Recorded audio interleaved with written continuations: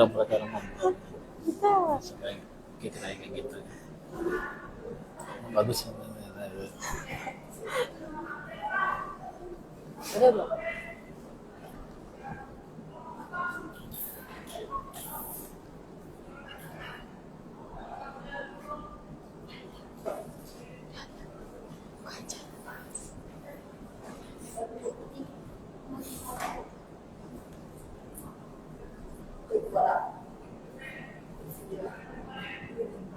Buka aja. Buka aja udah ya. Buka aja. Assalamualaikum warahmatullahi wabarakatuh. Halo Waalaikumsalam warahmatullahi wabarakatuh. Halo semua teman-teman mahasiswa Universitas Famula. Mungkin semua teman-teman udah tahu ya kita hari ini mau ngapain nih. Kita hari ini mau sharing session EduTalk seri 1 dengan Pak Hasan. Mungkin teman-teman juga udah ada yang kenal nih siapa sih Pak Hasan. Sedikit perkenalan dari saya. Jadi Pak Hasan ini merupakan salah satu dosen di Lembaga Kemahasiswaan dan Alumni yang merupakan koordinator di bidang mental kebangsaan. Mungkin perkenalan dari Pak Hasan selaku pembicara kita pada hari ini. Oke, Fai, apa kabar, Fai? Alhamdulillah baik Pak. Luar biasa, lebarannya menyenangkan. Alhamdulillah menyenangkan. Alhamdulillah. Oke, semoga lebaran depan kita masih ketemu lagi nih, Fai. Iya nih Pak. Fai, apa nih yang seksi yang bisa kita bicarakan, Fai? Kita hari ini bakalan ngebahas ya, ini teman-teman semua juga udah tahu nih apa yang mau kita bahas. Jadi kita pada dasarnya hari ini kita bakalan sedikit nih sharing session atau EduTalks yang kalian tahu tentang memperingati Hari Kartini. Baik. Karena teman-teman juga tahu kan bulan April ini tuh emang lagi hype banget Pak memperingati Hari Kartini kemarin. Mungkin boleh sedikit kita berbincang tentang Raden Ajeng Kartini. Baik, bicara tentang Kartini, bicara tentang Fai juga nih nantinya. Iya betul, saya wanita. Oke. Baik, sebelumnya saya perkenalkan diri dulu. Saya Muhammad Hasan Tabu Bolon, dosen Unpam, dan saat ini menjadi koordinator mental kebangsaan Lembaga Kemahasiswaan dan Alumni Unpam. Tugasnya banyak sekali berhubungan dengan hampir 87.000 mahasiswa yang ada saat ini. Kesempatan sore ini tentang RA Kartini. Iya betul Pak. RA Kartini itu, RA itu ada dua kalau saya tidak salah. Kepanjangannya Fai. Yang pertama Raden Ayu. Raden Ayu itu wanita Jawa yang belum menikah. Kalau satu lagi RA Raden Ajeng. Raden Ajeng itulah seorang wanita Jawa yang sudah menikah. Jadi kepanjangan dari RA Kartini adalah Raden Ajeng Kartini karena beliau sudah menikah. Sedikit sejarah tentang beliau nih, Faila. Beliau itu lahir di Jepara, di Jawa Tengah itu, tanggal 21 April 1879. Jadi setiap tanggal 21 April kita rayakan sebagai Hari Kartini ya berasal dari kelahiran beliau. Beliau dijadikan pahlawan nasional. Ini merupakan suatu kehormatan yang luar biasa. Kehormatan ini diberikan oleh Bapak Presiden kita yang pertama, yaitu Bapak Insinyur Soekarno, tanggal 2 Mei 1964, jauh setelah beliau meninggal dunia sebenarnya. Luar biasa nih, kenapa sampai beliau menjadi seorang pahlawan nasional? Perlu kita kulik nanti, kita bongkar semuanya, Fai. Kita bahas semuanya di acara hari ini, sore ini. Jadi teman-teman jangan lupa nih ya ditonton. Terus saya ingatkan sekali lagi untuk teman-teman yang belum follow, di follow dulu akun kemahasiswaan kita yang baru, yaitu kemahasiswaanunpam.official. Dan teman-teman jangan lupa melakukan absen di MS dan tonton dari acara ini dari awal hingga akhir. Oke. Nah, pengangkatan beliau oleh Pak Bapak Soekarno itu merupakan sebuah keputusan Presiden tahun 1964, yaitu nomor 108. Beliau diangkat sebagai seorang tokoh emansipasi wanita juga. Emansipasi kita dengar sebut gampang, tapi rupanya arti kata emansipasi itu memiliki makna luar biasa. Dalam terjemahannya, emansipasi itu adalah pembebasan dari perbudakan atau persamaan hak dalam berbagai aspek kehidupan masyarakat. Seperti persamaan hak kaum perempuan dengan kaum pria, laki-laki. Nah, kita taunya Hari Kartini.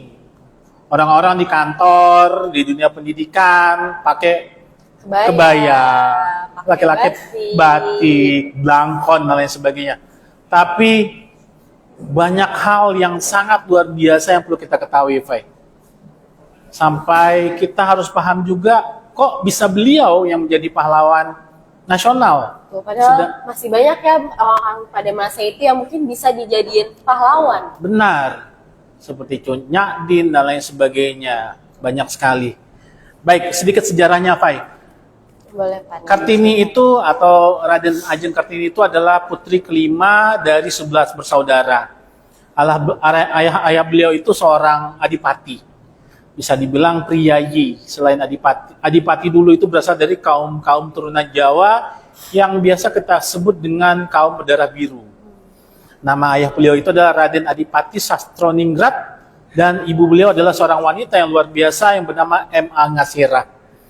Ketika nanti kalian bisa buka-buka buku, buka sejarah, Ngasirah ini memiliki kemampuan yang bisa dibilang melebihi dari wanita-wanita lainnya. Jadi adanya Kartini ini tidak bisa lepas dari kehadiran Ngasirah, peran dari seorang ibu. Nah, kaum ningrat atau priyayi itu amat sangat menaruh posisi laki-laki di atas perempuan. Itu yang sangat luar biasa yang memang menjadi sebuah masalah atau pemikiran di Kartini dalam kehidupannya hingga dalam dunia pendidikan yang beliau jalanin. Kemudian Kartini itu lahir di zaman Hindia Belanda. Memang belum disebut Indonesia pada saat itu, kita belum merdeka. Maka ada dua kekuatan atau kekuatan yang ada pada saat itu, yaitu kekuatan Belanda dan juga kekuatan kerajaan yang ada di tiap-tiap daerah. Untungnya anak-anak keturunan priyayi itu memiliki kesempatan untuk belajar, baik itu laki-laki maupun perempuan. Namun ada berbeda nanti ketika dia sudah meningkat umur atau usianya. Kaum wanita priyayi hanya boleh bersekolah hingga umur 12 tahun. Namun laki-lakinya boleh lebih jauh, lebih dewasa, bahkan tempatnya pun bisa tidak hanya di lokasi mereka tinggal.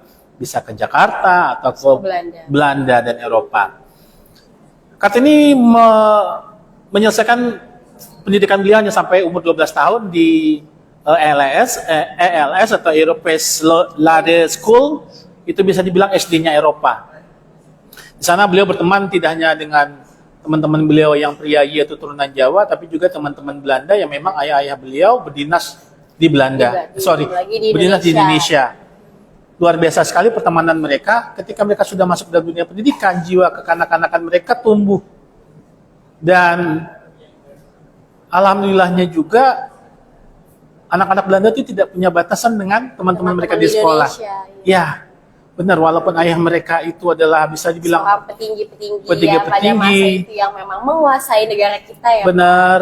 Namun anak-anaknya seperti layaknya anak lain. Tidak membuat ada batasan. Benar, tidak sombong dan lain sebagainya. Nah, kemudian ketika umur 12 tahun, beliau diminta untuk tinggal di rumah.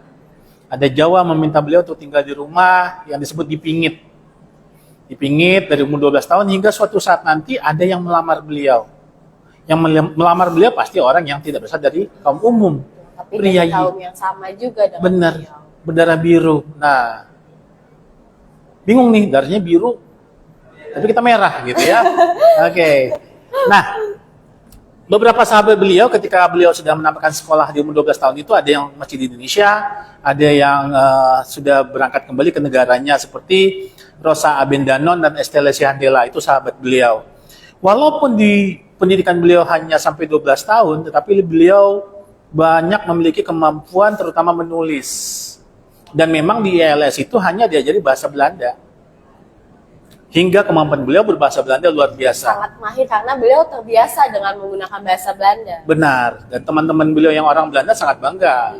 Ingat kan kalau kita dari sebuah daerah tiba-tiba ada yang datang belajar bahasa kita, sebuah kebanggaan buat kita. Sebuah kebanggaan buat kita karena kayak ada orang luar yang mempelajari bahasa kita sendiri. Benar. Nah, dalam usia sesederhana itu beliau sudah mengirim surat kepada teman-teman beliau. Apa yang beliau rasakan, baik itu dari sisi kehidupan di rumah, apa yang beliau lihat, apa yang beliau dapatkan dari guru, misalnya guru mengaji dan lain sebagainya, beliau tulis, beliau kirim. Dan itu suratnya tidak hanya 1, 2, 10, atau 100, bahkan hampir lebih daripada 300. Banyak sekali, Fai, luar Saking biasa. seringnya beliau bertukar surat dengan teman beliau di Belanda, jadi banyak sekali surat-surat yang Iya. masuk. Kalau kita kan banyaknya WA nih. Iya betul. Iya, tapi tutup mata, tidur, tiba-tiba Udah ya. udah. Udah. Kemudian nggak dikumpulin. Iya betul. Ya, mungkin kalau kalian di sana kirim WA yang bermanfaat, dijadikan buku, mungkin itu bisa menjadikan sebuah karya. Iya, bisa menjadi sebuah hal baru juga Hal bagi baru. kita, betul. Ya, ini bisa jadi hal yang kreatif nih buat Iya, kalian. betul. Bisa jadi sebuah hal yang berguna juga bagi masyarakat luas ya, Pak. Dengan Pasti. cuma berkirim surat, kita bisa membuka sebuah wawasan yang baru, Benar. membuat buku yang menciptakan di mana buku itu emang gudangnya ilmu, wawasan bagi teman-teman semua untuk mencari ilmu atau memperdalam ilmu. Benar sekali. Nah, Fai, dari 11 atau 10 saudara beliau ada salah seorang kakak beliau yang memang banyak memberikan bantuan-bantuan kepada beliau untuk meningkatkan kemampuannya. Sostro Kartono, itu abang beliau mendapatkan kesempatan untuk sekolah di Eropa. Karena memang beliau tidak hanya bersurat kepada teman-teman, kepada abangnya pun, akhirnya abangnya banyak mengirimkan buku-buku. Buku-buku itu beliau baca, beliau telaah, akhirnya menjadi sebuah pemikiran. Dan itu pemikiran tadi kembali lagi dikirim kepada teman-teman yang ada di Belanda. Sostro Kartono sangat memberikan banyak kontribusi buat perkembangan pemikirannya Kartini.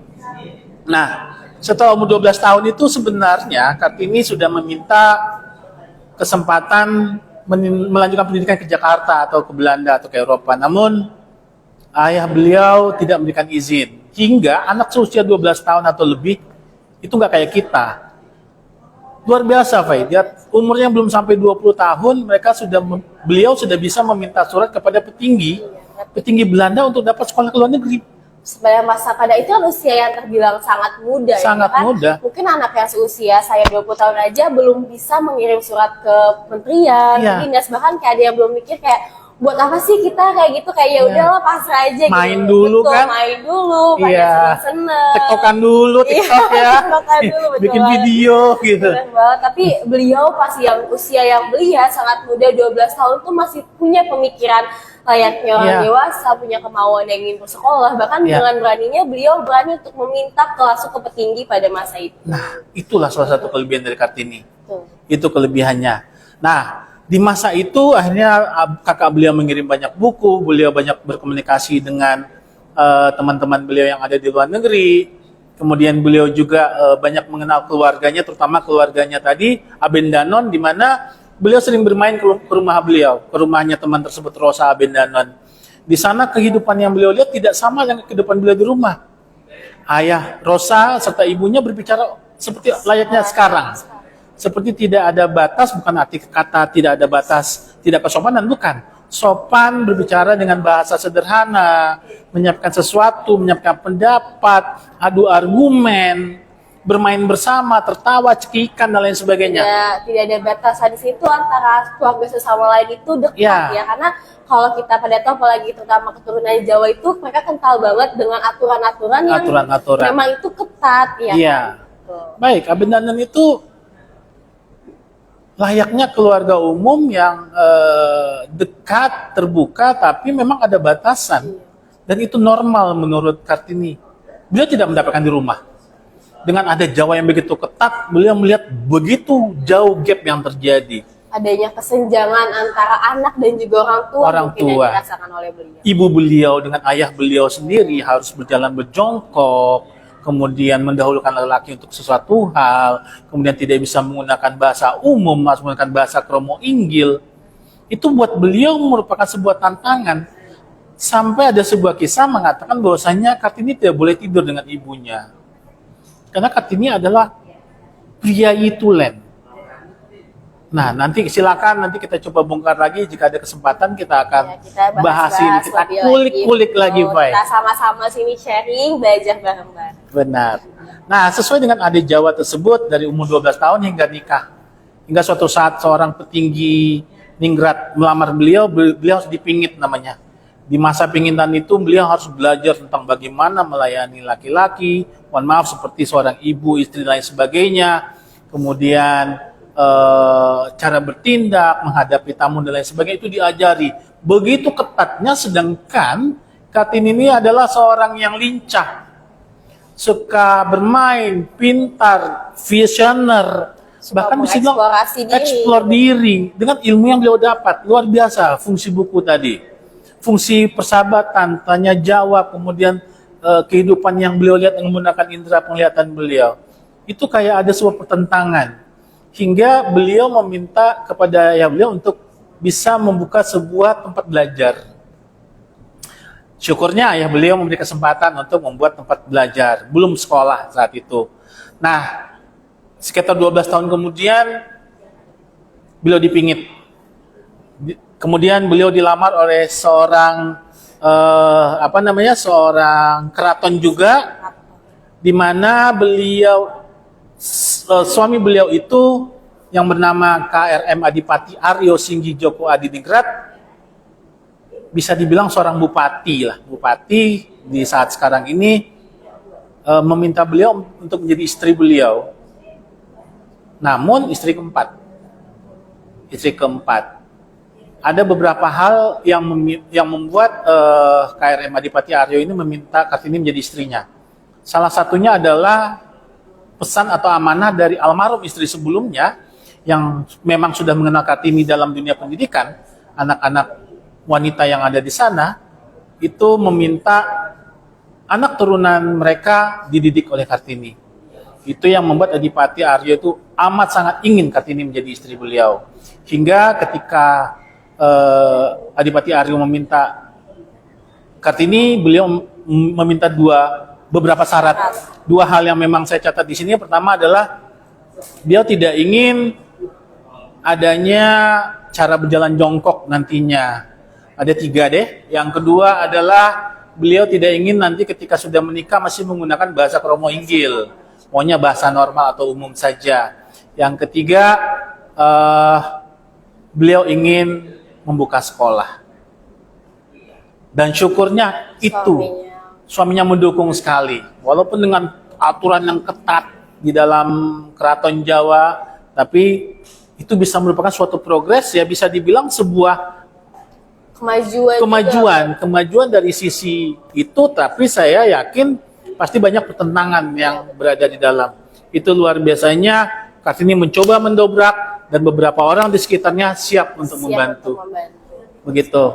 Nah, tapi sayangnya ketika pernikahan 1 tahun, jadi di umur 25 tahun, ketika beliau melahirkan putra pertama beliau dan satu-satunya yaitu Susalin Joyo Adiningrat, tanggal 13 September 1904, 4 hari kemudian Kartini menghembuskan nafas yang terakhir. Sedih sekali sebenarnya. Ada beberapa kontradiksi yang terjadi akan sejarah meninggalnya Kartini, tapi buat kita nggak belum mempermasalahkan hal tersebut. Kita melihat bagaimana perjuangan, effort beliau yang mungkin menurut beliau itu adalah perjuangan pribadi, tetapi buat kita sekarang itu adalah sebuah perjuangan yang luar biasa ya. Sebuah kemajuan yang benar-benar memajukan negara kita ya Pak. Apalagi juga mungkin beliau pada masa itu mungkin mikirnya hanya untuk pribadi beliau, tapi padahalnya hal yang dari hal kecil yang beliau pikir untuk diri beliau sendiri, tapi menjadikan sebuah gerakan yang besar bagi orang-orang di sekelilingnya. Bahkan sampai pada masa ini kita masih merasakan di gebrakan beliau, visi visioner beliau, hal kecil beliau itu kita rasakan hingga sekarang, yaitu tidak adanya lagi nih perbedaan gender antara kaum perempuan dan juga pun kaum laki-laki.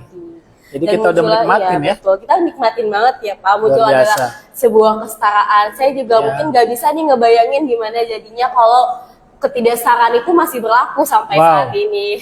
Mungkin saat ini kalian berada di rumah, menyiapkan diri, potong-potong kayu, memasak, ngurus anak, kita nggak tahu nih caranya belajar, caranya baca buku, caranya menulis. Sebuah hal kecil yang dampaknya sangat besar dan sangat panjang sampai masa kini. Nah, ada satu hal yang sangat membuat beliau terinspirasi, yaitu sahabat beliau yang bernama Levi Detmar. Beliau menyampaikan apa cita-cita dan mimpinya kelak. Nah, Kartini terpicu apa ya? Kalau mengikuti kehidupannya pasti akan kembali seperti ibu beliau. Nah, di situ terpicu beliau untuk bisa melakukan sebuah pergerakan.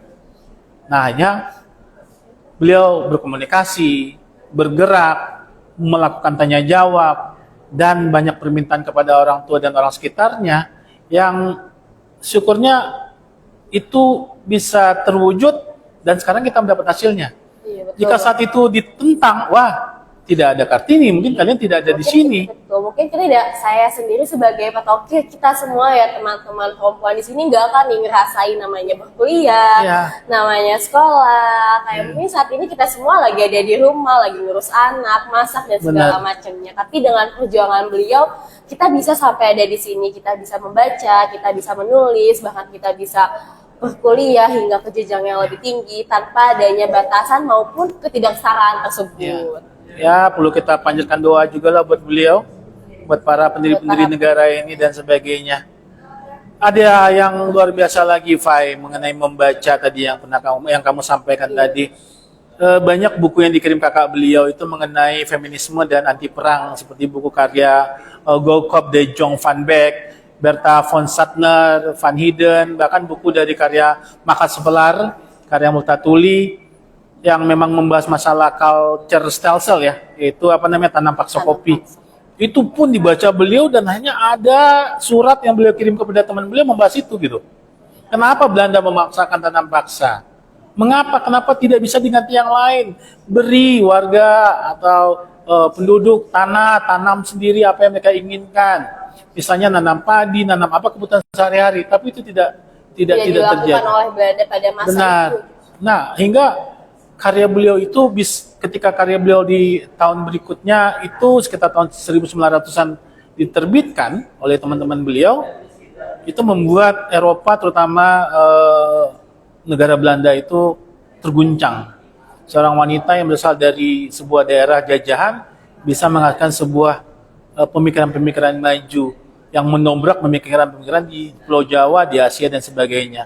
Eropa sendiri bisa dibilang tidak memiliki wanita seperti ini. Betul, karena mungkin Kartini ini salah satu juga ya pahlawan di dunia ini yang menggerakkan tentang ketidaksetaraan gender ini. Beliau memperjuangkan hak-hak kami, para kaum perempuan, agar mendapatkan hak yang setara dengan laki-laki. Apalagi pada umur beliau yang masih kecil dan pada masanya yang kayak sedikit orang yang berpikiran seperti itu. Karena pasti kan orang apalagi anak-anak kecil usia beliau umur 12 tahun tuh masih pengennya main-main, senang-senang. Bahkan teman-teman semua juga pasti nih yang udah umur 20-an aja pasti masih mikirnya senang-senang, main-main, belum tahu nanti ke depannya mau jadi apa, atau masih punya pikiran yang kayak ya udahlah lihat aja nanti ke depannya gimana gitu. Tapi Kartini punya. Tapi Kartini punya pemikiran yang dia harus jadi ini dan dia harus menjadi seperti itu, dan pemikiran beliau itu menggerakkan kita, bahkan menggerakkan kita sampai masyarakat sampai sekarang ini, perubahan yang benar-benar sebuah signifikan dan benar-benar maju sampai Setuju sekarang. sekali. Nah, Fai, pemberontakan yang dibilang pemberontakan yang dilakukan Kartini itu tidak hanya beliau sampaikan melalui surat, bahkan melalui aktivitas. Beliau mencoba untuk menanamkan konsep kebebasan itu kepada adik beliau. Dua adik beliau yang memang beliau sangat dekati, yaitu Rukmini dan Kartina. Rukmini dan Kartina beliau tanamkan bagaimana untuk bisa melawan feodalisme kuno yang terjadi, seperti menyembah, menyokop dan lain sebagainya. Adik beliau pun diajarin menggunakan bahasa Indonesia Jawa, bisa berbicara dengan ibu dengan bebas, kepada ayah dengan bebas, hingga satu hal yang sangat signifikan terjadi adalah ketika mereka itu datang ke Semarang, Rembang Semarang lumayan jauh, untuk merayakan penobatan Ratu Wilhelmina. Itu sangat tidak bisa sebenarnya wanita Jawa hadir di sebuah acara yang sangat luar biasa. Tapi beliau bawa adik beliau untuk berangkat, dan itu luar biasa yang sangat luar biasa ya perjuangan beliau pada masa itu. Benar, luar biasa sekali itu. Nah, karya-karya beliau atau surat beliau tidak hanya bicara tentang sosial, tapi beliau bicara juga tentang politik dan agama. Jadi ada sebuah kisah mengatakan yang tadi beliau bertanya arti sebuah kata dalam bahasa Arab. Karena gurunya menjawab, ya ini masalah halal dan haram. Beliau tidak mau sebatas itu aja. Beliau ingin tahu lebih lanjut, lebih dalam lagi. Apa benar. itu? Suatu saat beliau menemukan seorang guru, dan guru itu memang banyak menghasilkan para kiai-kiai yang ada di Indonesia. Dan satu ayat yang membuat beliau terbuka pikiran adalah surah Al-Fatihah. Ibu dari Al-Quran, Ummul Quran. Rupanya Al-Fatihah itu punya makna yang luar biasa. Di sana beliau berkembang sendiri pemikiran beliau mengenai hal tersebut, banyak berdiskusi lagi dengan guru beliau, menemukan guru yang tepat, terbuka atas semua kemampuan beliau. Kita juga di sini ya perlu tuh, jangan hanya nemu satu guru kemudian nggak mau bertanya pada guru lain. Karena udah merasa cocok sama satu guru, udah nggak mau nanya lagi Ya. ke guru yang lain. Padahal setiap guru itu juga ilmunya beda-beda. Beda-beda. Ya, Pak? Dan hal yang kita dapatin itu juga berbeda-beda. Benar, masukkan semuanya, tinggal kita saring mana yang tepat diambil. Betul. Yang memang ada kurang, buang. Seperti itu.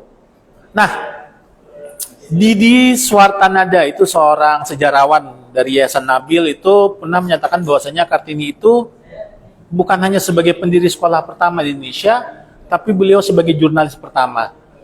Kartini itu pernah mencatat perkawinan di Tanah Koja namanya, di mana beliau menulis begitu detail, mulai dari teknik jurnalistiknya yang luar biasa, pengumpulan informasinya, mengolah informasi hingga mendokumentasikannya.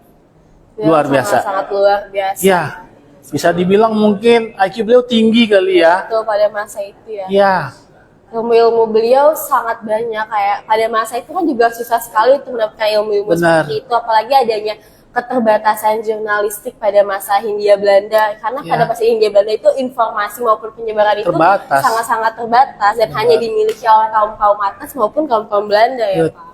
nah itulah banyak hal sebenarnya perlu kita bongkar, kita telah, kita kulik lagi bagaimana beliau bisa diangkat sebagai seorang pahlawan nasional. Sedikit, Fai. Kita mengenal bukunya tadi apa? Habis Habis gelap terbilah terang. Betul. Padahal sebenarnya awal judul buku itu kan sebenarnya kumpulan-kumpulan surat ya. Kumpulan surat. Teman-teman beliau yang akhirnya pada tahun 1911 itu buku itu diterbitkan dan menggegerkan Amsterdam. Judul bukunya itu jika diterjemahkan sebenarnya adalah Dari Kegelapan Menjadi Cahaya. Dari kegelapan menjadi cahaya. Itu ada dari sebuah ayat Al-Quran yang memang diambil di sana. Kemudian kita tahu buku itu saja yang terkenal, tapi sebenarnya ada satu buku lagi yang memang berisi 111 surat. Itu judulnya Emansipasi.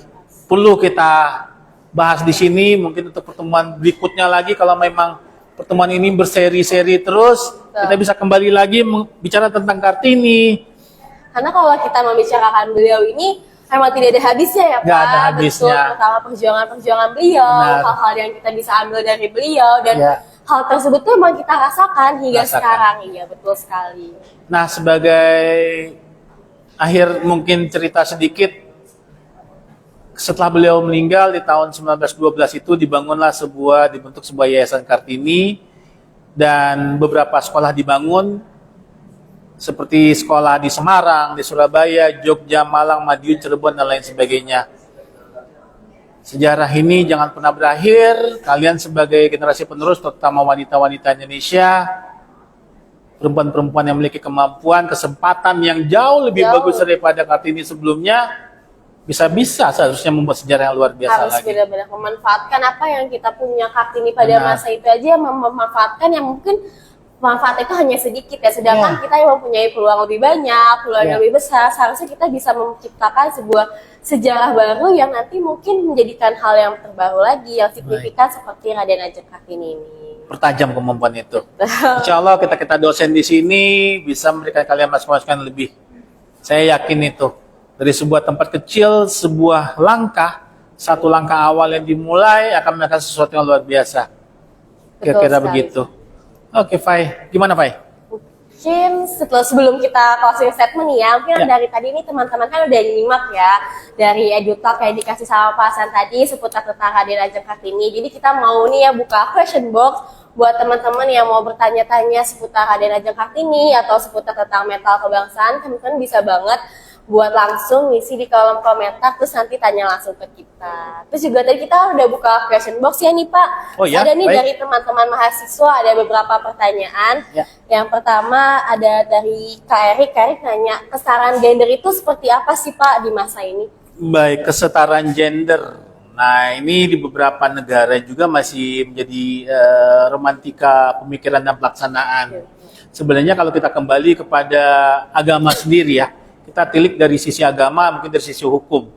Kalau dari sisi hukum itu sendiri sudah jelas bahwasanya kesamaan gender itu sudah berlaku 100%. Iya, Hingga betul. sampai saat ini pun dari sisi pemilihan anggota DPR di Indonesia itu harus 30%, Pak. Iya, harus 30% wanita. 30% ya. wanita. Betul. Bayangkan 30% wanita terpilih yang bisa menjadi pemimpin Negara kita. Negara kita. Bahkan kita juga tahu sendiri ya bahwasannya di negara kita ini pernah dipimpin oleh seorang perempuan. Jadi Iya. tidak ada lagi tuh yang namanya ketidaksetaraan gender. Bahkan Iya. kita pernah dipimpin oleh perempuan, seorang perempuan yang memimpin banyak ribuan Benar. manusia, negara dan wilayah. Nah, kalau dari sisi agama, ya dari sisi agama Islam, kesetaraan itu sudah berjalan dari dulu. Wanita boleh melakukan hal yang dilakukan laki-laki. Tapi ada beberapa yang tidak, karena memang situasi dan kondisi. Bahkan di dalam agama Islam, posisi wanita jauh lebih besar, lebih tinggi daripada laki-laki. Jauh lebih besar. Contoh, mohon maaf, untuk wanita yang lagi datang bulan, tidak perlu sholat. Iya. Itu sebuah kebebasan yang Sebuah diberikan kebebasan, khusus. betul. Dan hal itu tidak dimiliki oleh laki-laki. Benar. Tuh, mau minta kesetaraan apa lagi nih? Gitu. Sangat-sangat istimewa juga Sangat kita bisa istimewa. bilang sebagai seorang perempuan dalam hal agama ya, Benar. Pak. Ya, kalau di Indonesia saat ini sih, kalau kita lihat sih untuk hal kesetaraan itu sudah berjalan dengan baik. Untuk di negara-negara Eropa sudah berjalan seperti sekarang aja kita tahu keturunan-keturunan di Inggris misalnya kan dipimpin oleh seorang wanita Iya, luar oleh biasa seorang juga. wanita luar biasa. Gitu. Tidak menutup banyak hal bahwasannya seorang wanita itu juga bisa menjadi seorang pemimpin ya, Oh, Pak. sangat membuka Sangat kesempatan, membuka keterbuka kesempatan, itu. betul. Benar. Mungkin ada lagi nih pertanyaan dari teman-teman mahasiswa. Jadi ada pertanyaan bagaimana sih cara menyadarkan mahasiswa agar tetap menanamkan jiwa nasionalisme di tengah era Gen Z. Ini kita disebut Gen saya itu merupakan Gen Z yang merupakan mereka tuh mungkin jiwa nasionalismenya udah terkuras ya Pak karena Terkuras, banyaknya kemunculan terkikis. globalisasi, betul sekali. Jadi gimana nih caranya kita mahasiswa agar tetap dapat menanamkan nasionalisme di era sekarang? Ya ini salah satunya yang kita bangun di Unpam nih. Ini kalau bisa berserinya jangan sampai 1, 2, 3, 10 saja, mungkin bisa seumur hidup. Semoga mudah-mudahan ya Iya. Pak. Amin. Sebab yang pertama itu adalah jangan lupa sejarah. Sesuatu yang dimulai dengan mengingat sejarah akan mengingat hal-hal baik, positif, atau mungkin negatif yang bisa diselesaikan menjadi sebuah hal positif. Ingat sejarah. Yang kedua, banyaklah bertanya. Jangan merasa ketika kita sudah mendapat informasi, kita merasa ini udah cukup nih, gue yang paling pintar. Jangan. Sebab di atas langit masih ada langit. Betul. Jadi jangan merasa tinggi diri juga ya Pak Iya. walaupun sudah bisa. Yang ketiga, memang kalau menurut saya pribadi, untuk saat ini saya melihat ada perbedaan di dunia pendidikan. Di mana kalau kami dulu ada yang namanya pelajaran PPKN, ada pelajaran sejarah, ada pelajaran Pancasila, tapi saat ini nggak ada. Itu Justru ini hal perlu. yang memang sangat bagus untuk membangun bangsa Iya. itu dihilangkan. Benar. Nah, ujung-ujungnya memang kembali kepada pribadi masing-masing. Betul. Balik lagi ke diri kita. Balik bagaimana lagi. cara kita untuk menanamkan diri kita sendiri Benar. dan kepercayaan diri kita. Yang kedua, jangan lupa kita punya sebuah pondasi yang sangat luar biasa, yaitu agama. Betul sekali. Agama, jangan lupa agama. Kalau agama kita lupa, akhirnya kita udah melupakan semuanya. Akhirat aja dilupakan, apalagi dunianya. Begitu, Fai. Betul sekali nih. Mungkin teman-teman ada lagi nih pertanyaan-pertanyaan di kolom komentar yang bisa dipertanyakan sebelum kita mengakhiri sesi kita pada hari ini. Ya, Kartini. Oh iya. Udah ya. Raden. Oke, boleh nih Pak, mungkin sedikit pesan dan kesannya sebelum kita buka acara hari ini ada yang ingin Bapak sampaikan Baik, untuk baik. closing statement. Saya silakan. Materi tentang Kartini tidak bicara tentang 1 menit, 2 menit, 1 hari, 2 hari, Pak. Ya, betul. Ini bicara tentang ratusan surat yang beliau kirim kepada teman beliau, yang mungkin di dalam surat tersebut tidak hanya mengenai hal-hal yang bisa dilakukan begitu mudahnya. Bahkan beberapa surat beliau saya baca itu merupakan sebuah pertentangan yang memang bisa membuat sebuah perdebatan, baik dari sisi politik, sosial, bahkan agama. sekalipun. Perlu nanti suatu saat akan kita coba kupas 1, 2, 3 atau beberapa surat untuk materi berikutnya. Baik, sebagai closing statement saya, bagi kalian penerus bangsa, bagi kalian wanita Indonesia atau perempuan Indonesia, jadilah seorang visioner. Pandang ke depan, capai tujuan kalian. Semua tantangan, hambatan itu hanya masalah untuk bagaimana bisa kalian lebih maju dalam pola pikir. Tangguh. Di depan dinding tinggal hantam. Di depan batu tinggal lompatin. Kalau nggak bisa melompat sendiri, ada tangga. Ada teman-teman, saudara, guru, dan lain sebagainya. Bertanyalah untuk menjadi seorang yang tangguh. Hal lain lagi, berani mengeluarkan pendapat. Ya, jangan malu. Malu Pak bertanya, takut dianggap bodoh. Nah, ketika kita dianggap bodoh, bertanyalah. Ketika kalian merasa diri kalian pintar, ketika kalian ditanya nggak bisa jawab, kalian bodoh. Betul. Bertanyalah. Kemudian Kartini memberikan kita sebuah kegiatan di mana beliau mengabdi pada masyarakat, baik dari sisi pendidikan, sosial, dan lain sebagainya. Nah, ada lagi hal yang luar biasa, itu membaca. Rajin-rajin membaca. Sekarang kalian membaca nggak perlu lagi kayak kami, beli buku dulu, kemudian buka halaman 10, ketiduran, lupa batasnya, balik halaman 1 lagi. Sekarang handphone kalian, tinggal klik, kuotanya ada, belajar di sana.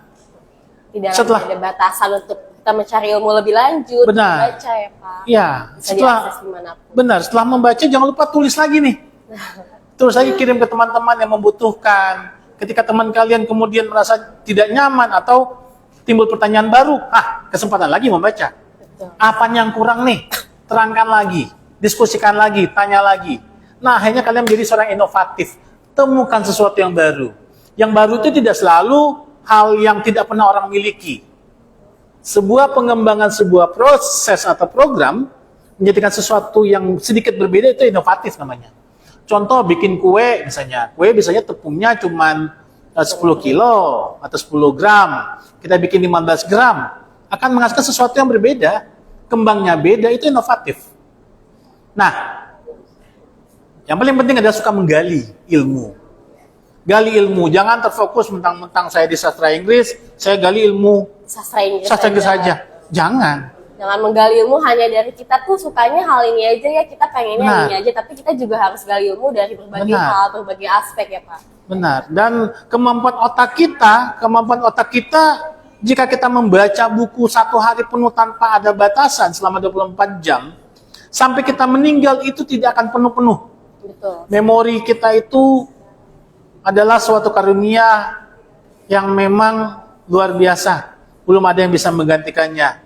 Dan satu hal lagi, jadilah seseorang yang memiliki karakter. Karakter yang bisa kalian miliki secara kokoh dan bisa memberikan nilai positif pada orang lain. Mungkin itu yang bisa saya sampaikan sebagai closing statement, Faila. Oke, terus sebelumnya kita ucapin dulu ya, terima kasih nih teman-teman Sama-sama. kepada Pak Hasan karena telah membagikan ilmunya. Insya Allah bermanfaat. Sebelum penutupan dari saya nih, saya pengen ngasih dulu sedikit info ya buat teman-teman. Jangan lupa ya di unfollow dulu akun kemahasiswaan yang lama, lalu di follow akun kemahasiswaan baru yaitu kemahasiswaan.unpan.official. Dan saya ingatkan sekali lagi untuk teman-teman, jangan lupa lakukan 2 cara, yaitu pertama adalah absen di MS untuk absen masuk, dan yang kedua nanti saya akan sertakan link juga Google Form untuk teman-teman mengisi absensi. Dan teman-teman bisa terus dipantau IG kami kemahasiswaan. Mungkin segitu aja ya Pak dari acara kita hari ini. Semoga Baik, kedepannya kita bisa terus-menerus untuk melakukan acara seperti ini ya Pak. Insya Allah saya bisa memberikan sesuatu yang bermanfaat, saya akan memberikannya. Terima Mungkin kasih. sekian dari saya sebagai MC dan sebagai saya selaku MC pamit undur diri dan Pak Hasan sebagai pembicara pamit undur diri. Sekian dari kami. Wassalamualaikum warahmatullahi wabarakatuh. Waalaikumsalam warahmatullahi wabarakatuh. Pura-pura.